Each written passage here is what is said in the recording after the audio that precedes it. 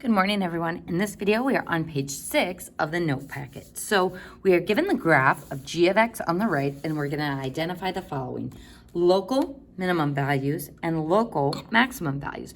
Remember, local just means relative or absolute, so not specific to either. Local just means on the graph. So let's go ahead and see if we can identify those values. So minimum values, this would be a low point at 1, 2, 3, 4, so -4, y equals -4.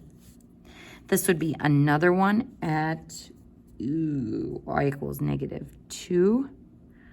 So we're not sure what the x value would be, but it does look like it's hitting that y value exactly at -2.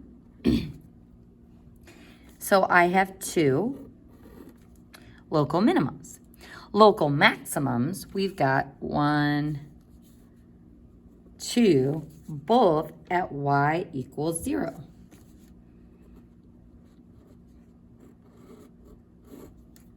So folks, how many turning points do we have? We have 1, 2, 3, 4 turning points.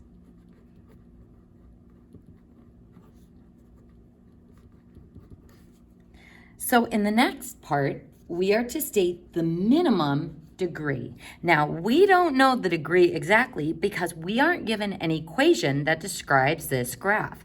But using what we know about the relationship of turning points to the degree and zeros to the degree, we're going to figure out the minimum degree that we have to make this function possible. So folks, what do we know about the relationship between turning points and the degree? If our turning points is n-1, that's at most the turning points that we can have. So if there are 4 turning points, and that is equal to n-1, then our n, our degree, would be equal to 5. So based on our turning points, it looks like our degree would be 5. But looking at the x-intercepts, how many x-intercepts do we have? 1, 2, 3. And remember, with our degree and our x-intercepts, our graph can have at most 3 zeros. So 3 x-intercepts. So maybe our degree is 3. So folks, we can definitely tell from the end behavior of this graph that it is an odd degree function, since they are doing the disco dance going in opposite directions, and that the leading coefficient is positive. So what could the minimum degree be? If we say it's got to be 3, the most turning points it could have would be 2. Well, this has 4 turning points, so this isn't going to work. Because in order to capture all 4 of those turning points, our degree needs to be at least 5. Now, can a 5-degree function have 3 x-intercepts? Absolutely. The most x-intercepts it could have would be 5. So degree 5 covers all of it, and this matches what our graph is showing, that it is an odd degree. Now it says to write out a possible function and to leave it in factored form. So this is where we start getting into some of the more fun parts of those definitions we did on the previous page. So folks, let's go ahead and see what our x-intercepts are, or our roots. Our roots for this one would be, let's see, 1, 2, 3, 4, 5, -6. So x equals -6. X equals 0. And x equals 1, 2, 3, 4, 5. So those are my roots. To turn them back into factors, because it said we can write it in factored form. Actually, let's do that in pink, so factored form. So my factors that give me those roots would be x plus 6 and oop, I don't need a parenthesis there, just x, and then x minus 5. So folks, if I set x plus 6 equal to 0, we get x equals negative 6. If I set x equal to 0, we get x equals 0. And if I set x minus 5 equal to 0, then x equals 5. So this relationship between factors and roots is going to become really important as we start solving these polynomials. So I can get even more specific with these factors by considering the behavior of the roots on my graph. So we're going to get more specific by considering multiplicity. So what is my graph doing at x equals negative 6? It is bouncing.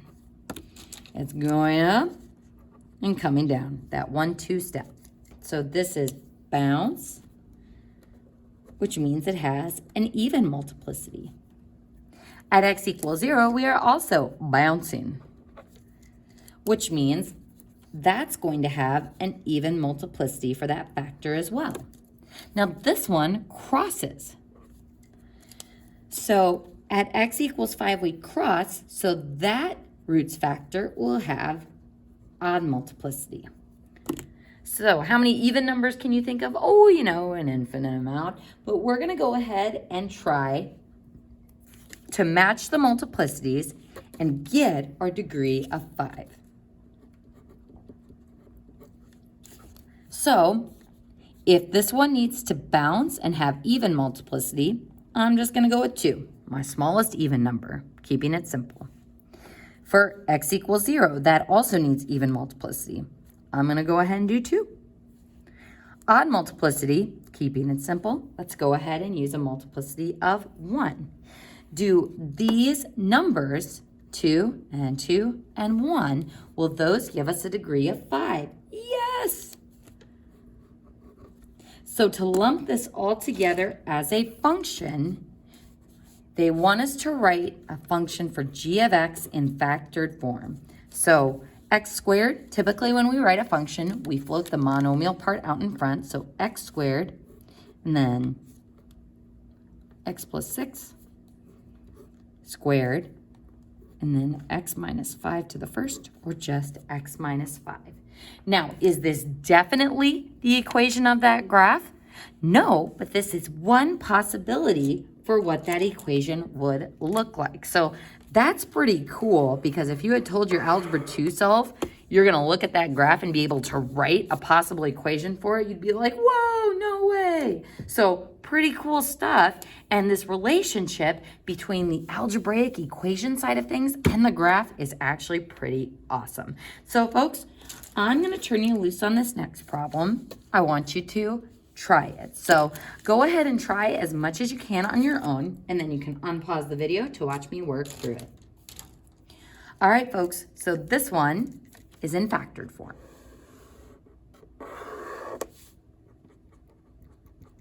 Factored form.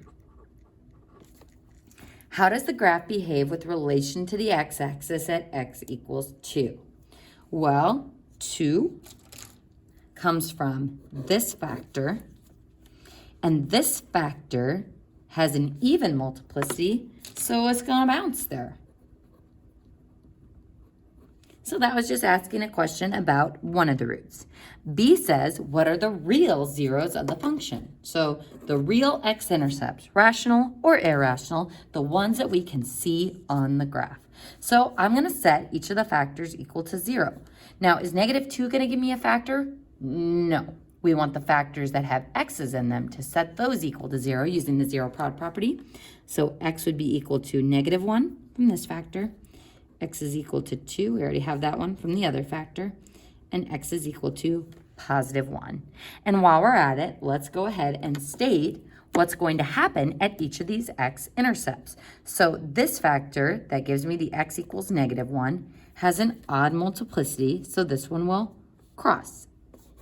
This one has an even multiplicity, so this one will bounce.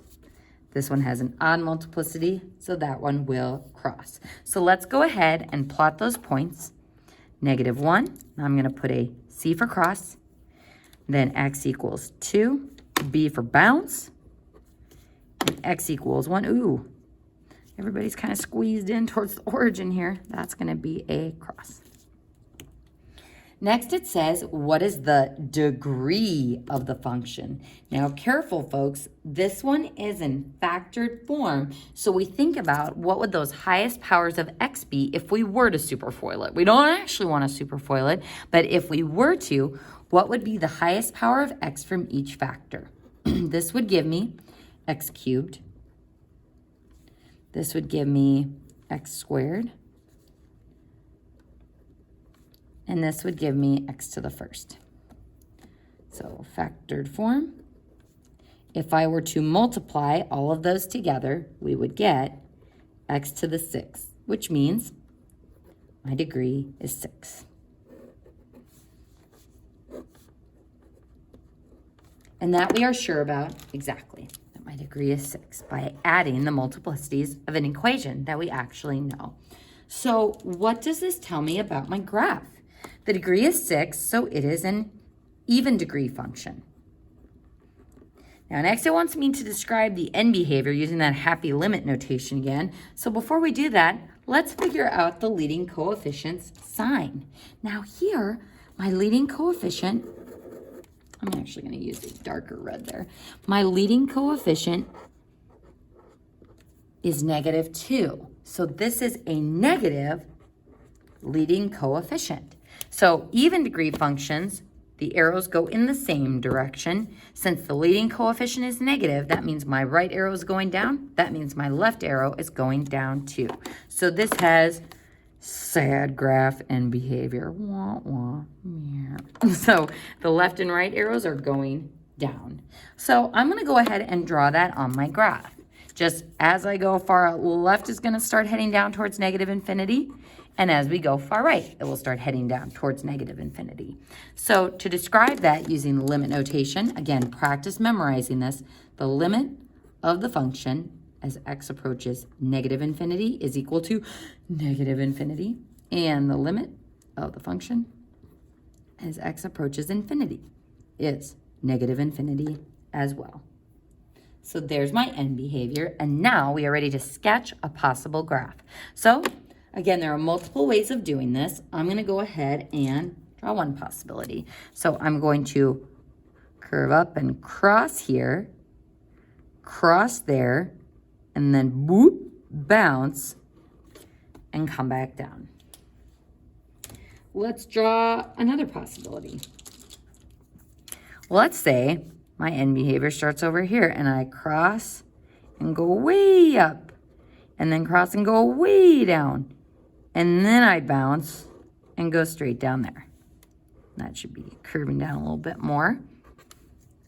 So different graphs, different possibilities. So as you are checking on the homework assignment, just make sure you're matching the degree, the leading coefficient, and the behavior at each of those x-intercepts. So let's go ahead and move down to our next problem. Now this one is in standard form. How do I know? Because they are joined by subtraction.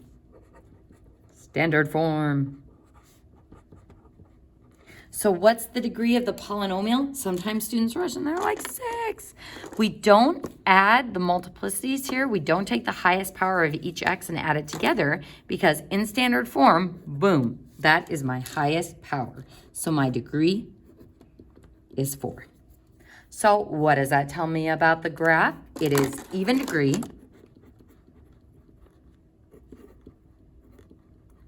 And what do we know about the leading coefficient? Well, the coefficient of x to the 4th is 1, which is positive. So positive leading coefficient.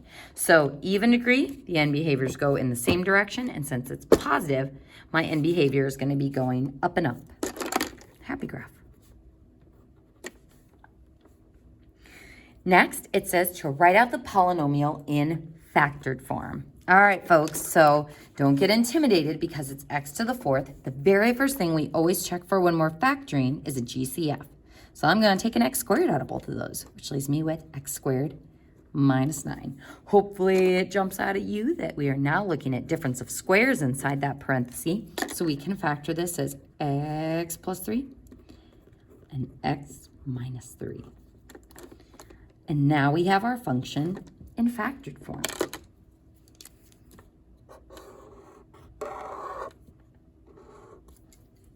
So now, not only can we find the solutions, but how the graph is behaving at those x-intercepts. And it doesn't ask for that. We're just going to get a little bit more practice. So my roots would be x equals 0 from the x squared. And because that has even multiplicity, this would bounce.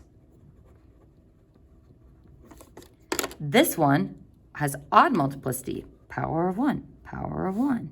So my root would be x equals negative 3. And because the multiplicity is odd, it would cross at that x-intercept. This one gives us the root of x equals 3. Odd multiplicity, so this one would cross as well. Next, it says describe the end behavior using limit notation. Folks, try to cover up the example above and see if you can write it without looking. So limit of the function as x approaches negative infinity is equal to infinity. And the limit of the function as x approaches infinity is equal to infinity. Folks, a couple of things that I see students goof with on this notation. Sometimes they'll use colons here, or they'll put an arrow up here instead of an equal sign, or the biggest one is they'll sometimes say x equals negative infinity versus x approaching negative infinity. So remember, that's the crux of the limit. It's all about what the function is approaching as it goes towards negative infinity. So it might not actually reach that point, but that's what it is approaching. And that concludes page 6 of the notes.